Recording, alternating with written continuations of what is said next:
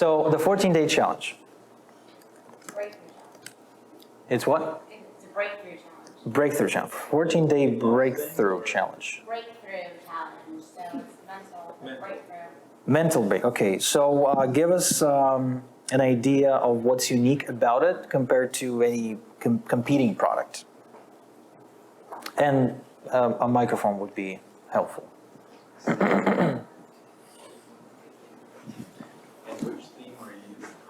We'll decide on the theme in a bit. So what was the question? So how is it different from similar competitor products? What's unique about the 14-day breakthrough challenge? I don't know of a similar competitor product. That is true. Okay. It does make it hard. What does it do? I join the challenge, I participate in it. What happens to me? So it's for anybody, entrepreneurs that are stuck, that are moving forward. And there's a few scenarios that would cause them to stop moving forward. They had a great idea, they got excited about it, and then they ran a promotion, didn't go the way, and now they're in a holding pattern, they're stuck, they're not able to move forward. It's in their mind, it's inside. We get them going forward again.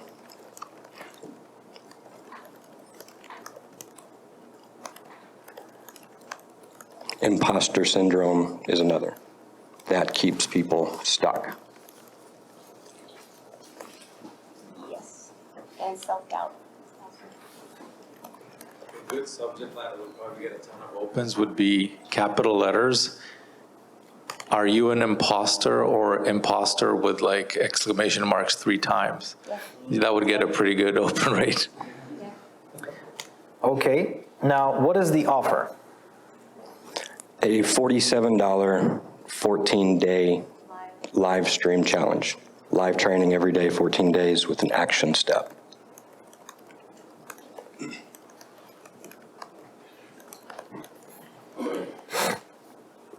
Okay.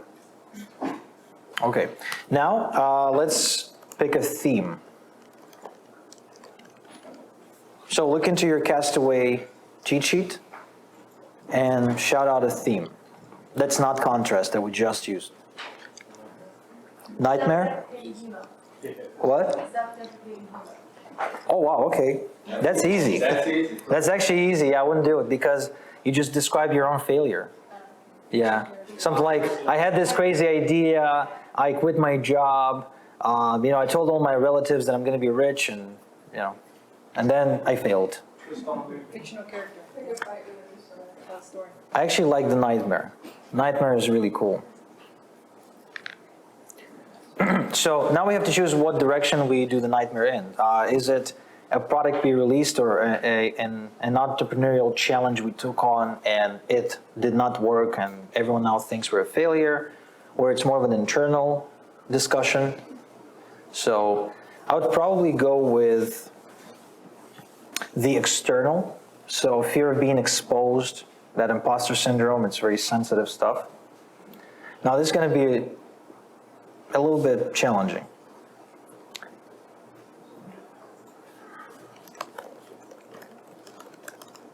But we notice that I'm launching into the discussion, pretending that we already been talking for like 2 hours. So you got this idea, right? I don't have any foreplay about it. It's like, hey, my name is so-and-so, hope you're having a great day. It's sunny here in Florida. I just had my mochaccino. And, you just spend a lot of time treading water instead of just launching into it. Yeah, we just started with Kieran yesterday, remember? We started with, hey, it's Kieran. So you got this idea.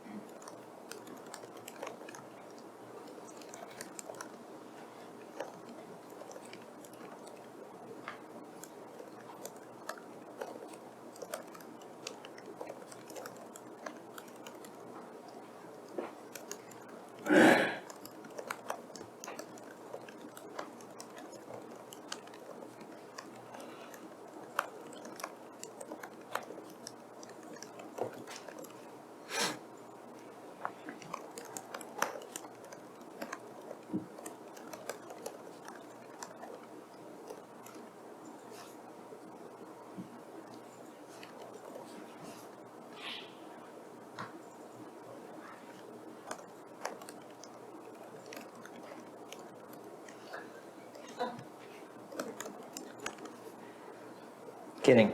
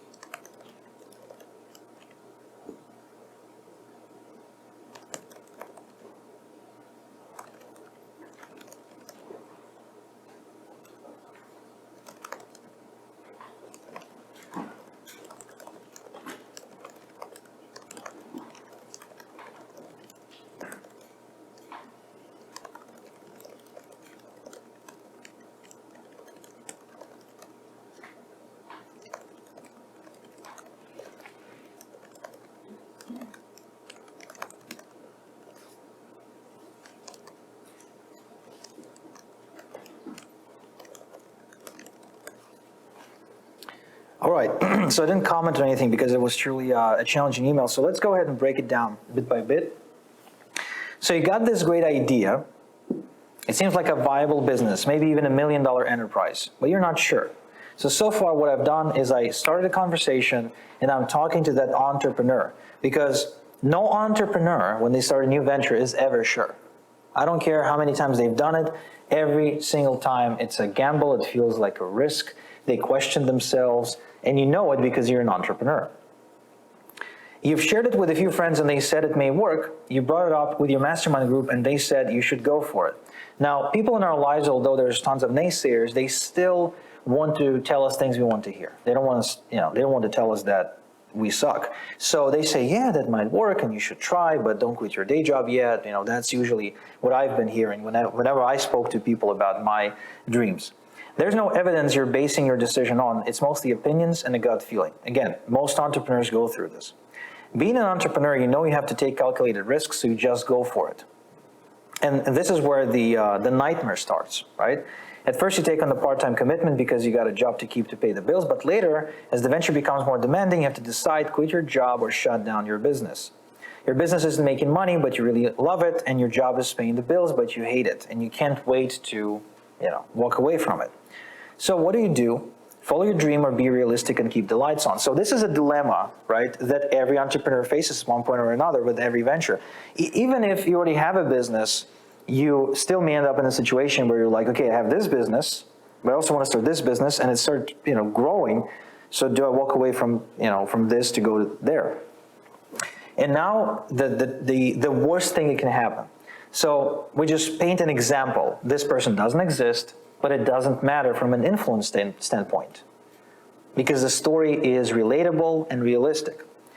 So this is a decision to a friend of mine that had to make. She started a pregnancy newsletter and started taking off. She got invited to speak at a radio show and soon found herself serving a large audience.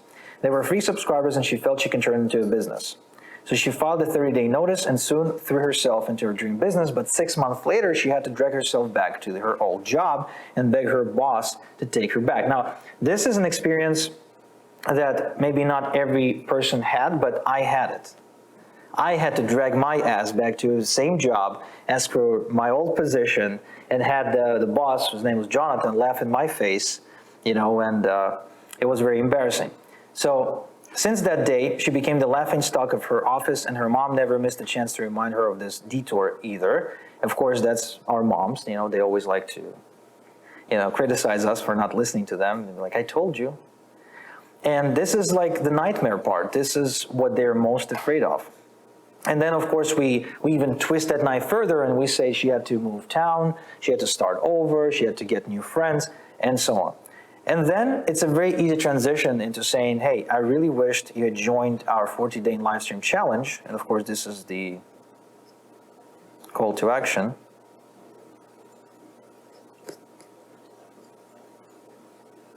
Because we have the tools to guide people like her and like you on how to make the right choices when faced with difficult decisions. When you join before deadline, there should be a deadline because every challenge probably starts on a certain date, right?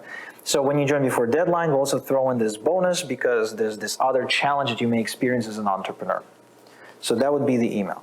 Now, the subject line, would anyone mind throwing out a subject line angle or an actual subject line? Procrastination killer. It's a little bit too generic. I would probably not use it. The more specific sometimes you can make it, the more appeal it has. Anyone else? She came calling back. She had to beg for her job, right? So that's implies an embarrassing sort of story. Kind of added to that, see what happened when this woman tried to beg for a job. Well, it's more like see what happened when she followed her passion, right? And we want to imply the worst happened because people love to read about other people's misfortunes. I got one. It's pretty obvious. The worst case scenario just happened. Mm-hmm. Or her worst case scenario just happened. Right? Okay. Another take on that, the opposite, the entrepreneur's red pill or blue pill, reference to the Matrix. I really love the Matrix. So you see how that works? Write the email kind of talks to you. So let's go with,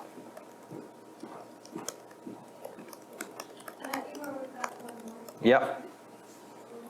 I just have a question. So on the subject matter, why wouldn't you say something about pregnancy? Because it's not the point. The point of the email is not what kind of a newsletter the hero of that particular story had. It's more about what happened to her. Okay. So if I change pregnancy to a car mechanic, whatever, It wouldn't change the point I was making. Okay. So I'm looking at a little bit of wider picture. That's a detail that won't necessarily serve me in the subject line. Okay. Unless my list is pregnant women or people who want to start pregnancy newsletters. Then it's relevant, but until then it's not. Okay, so you just see me do it. Now you're going to write an email. Somebody shout an infotainment Castaway email formula or angle. I love how you guys are participating today. Standoff? Yeah. Do we have it here?